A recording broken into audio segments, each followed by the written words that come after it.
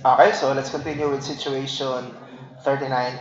So for this one, we have a sphere of radius 400 mm is immersed in seawater with specific gravity equal to equal to 1.026 by anchoring it to the bottom of the seabed. Now, the mooring line daw was observed to have a tension of 800 newtons. Evaluate the specific weight of the sphere in kilonewton per cubic meter. Specific weight is just the same no, as unit weight. No? Okay na ta? Sige. So, feedback yun siya, no? So, anyway, a sphere of radius 400 is immersed in seawater. Okay, by anchoring it at the bottom of the seabed. What's that? Okay. And then the mooring line was observed to have a tension of 800 Newton. Evaluate the specific weight of the sphere.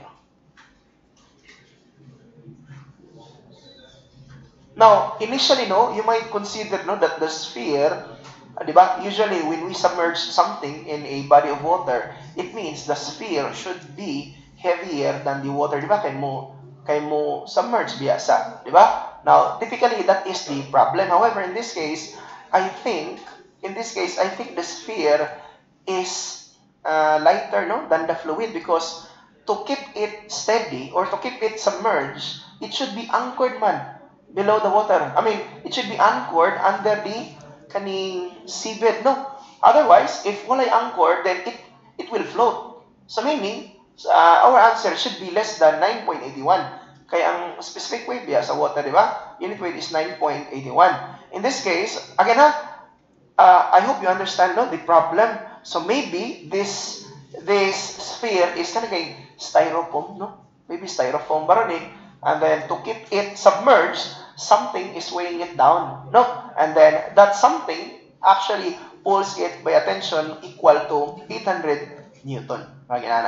Sige. So it's up to you if you draw the figure. However, in my case, no, I will try to draw the figure because again, I want to create the free body diagram. I mean, free body diagram ba to have the equilibrium equation. So I have here my sphere, which is submerged in seawater, and then it's mentioned here, no? It is anchored at the bottom of the seabed. So it is anchored at the bottom of the seabed. Anyway, let's just assume, no? I will not draw the anchor, no, in detail. However, obviously there is a rope between the anchor and the kanang sphere, and then that rope will have a tension of 800. So I'll just have it as 800 Newton. Ano lang, force. So there's actually a pulling force downward, okay, to keep the sphere from siguro floating above, no. And then next, you have of course the weight of the sphere. Sorry. Nakalimutan sa weight sa sphere. And lastly, we also have the buoyant force, no? So as for the buoyant force, you might be wondering, no, sir, how about the katong anchor? Diba, sir, kay I'm sure you're familiar, no, with two objects submerged, diba? And then kay BF1, I believe you're familiar with this problem. Two objects submerged, so and then kay BF1 and then asa kay BF2. However, in this case, sir, asa man ang anchor ana? Wala lagi kay anchor. Now notice, I did not include the anchor because it's not included in the figure naman. Kay giputol man ako. If I will include the anchor, then this is the anchor baron, something na anchor, then you cannot see the 800 kilonewton. So kay giputol naman ako na dinha, then I cannot see the anchor. So ang mabili na lang is the 800 kilonewton. Tama ba? 800 kilonewton or 800 newton? Newton na sorry. 800 newton. Okay, and then meaning ang buoyant force din will only be the buoyant force caused by the sphere. Sige, so I think that's our figure. Let's proceed. So, kopyahan sa ako niya ang figure na ako. Ito'y papilit diri.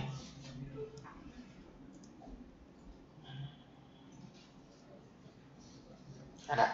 Sige, so very easily, you will have your equilibrium equation. You can just sum up forces vertical is equal to 0. So summation of forces vertical is equal to 0. That's upward equals downward. So ang upward force looking at the figure, you have the buoyant force, no? So buoyant force must be equal to the downward force, which is in this case, you have the weight plus the 800 Newton. Take note, ha? Our unit is in Newton, so instead of using 9.81, we will be using 9810 for the unit weight of water.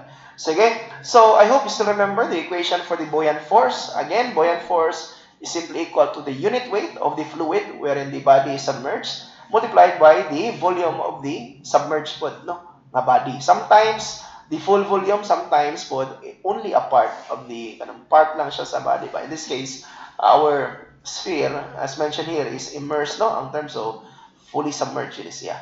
So, okay, so unit weight of water, that's 9810. Volume submerged, obviously, that will be the volume of the sphere, di ba? Kaya may volume sa sphere nato ni given with the radius, tama. We are given with the radius na 400 mm.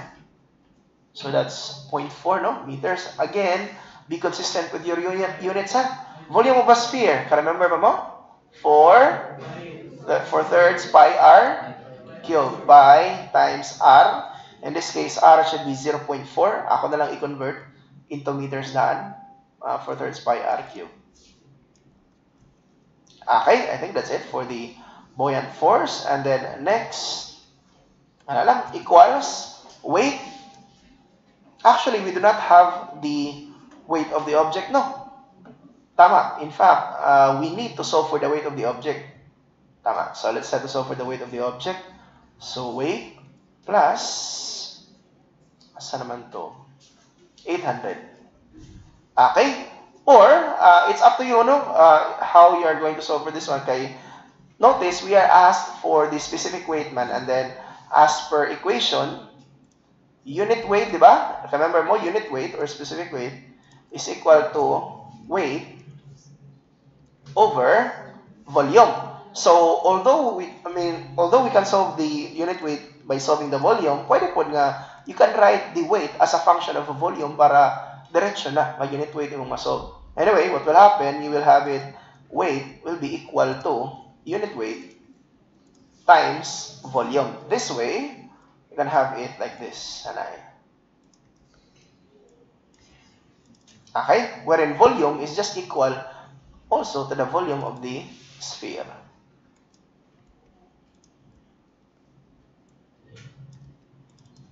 Okay, now notice, diretso na. No? It's up to you how you are going to solve for the problem. Anyway, I think it's best, no? Ngayon, ano na lang, since the only unknown will be the specific weight man.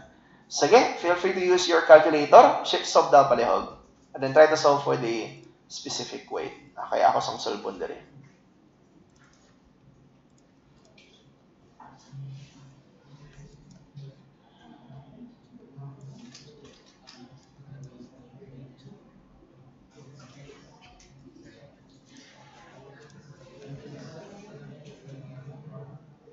Oh, sorry, I forgot, no?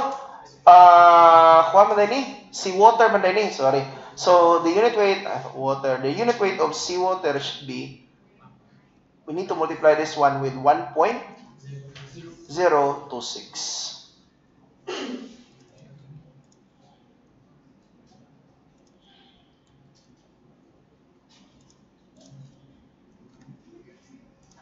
Okay, so 7,080. Anyway, as for the problem, we are asked to solve it in kilonewton per cubic meter man.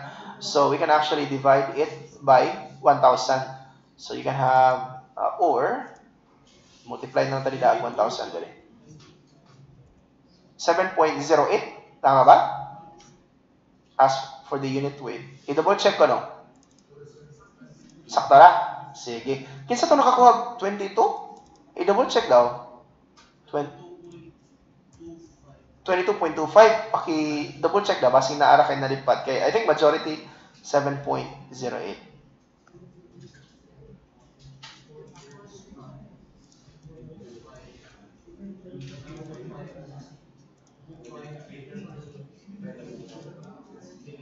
O tama ra sa do kay supposedly the sphere should be lighter, di ba? The sphere should be lighter than tama, lighter than the water man, no? Water is 9.81, we have 7.081.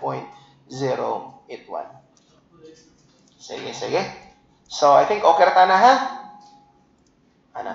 So, if you will take the board exam, and then, actually, it might, I mean, if ever ba, ang choices kay 7, yan, isa kay 10, 11, 12, obviously the answer is 7, no? But again, watang po sa kay ba, no? Unsay paagyan ito. Sige. So, do you have any questions before we proceed with the next problem? So, okay na tayo na with regards to the free body diagram. Okay. Again, this 800 Newton is actually from the rope, no? Pulling the sphere downward. Again, kay if di siya bitaron, most probably musaka lagi siya. Okay. Ang term dito is anchored. Anchored. Sige. So, I think that's it. Let's move on sa next problem.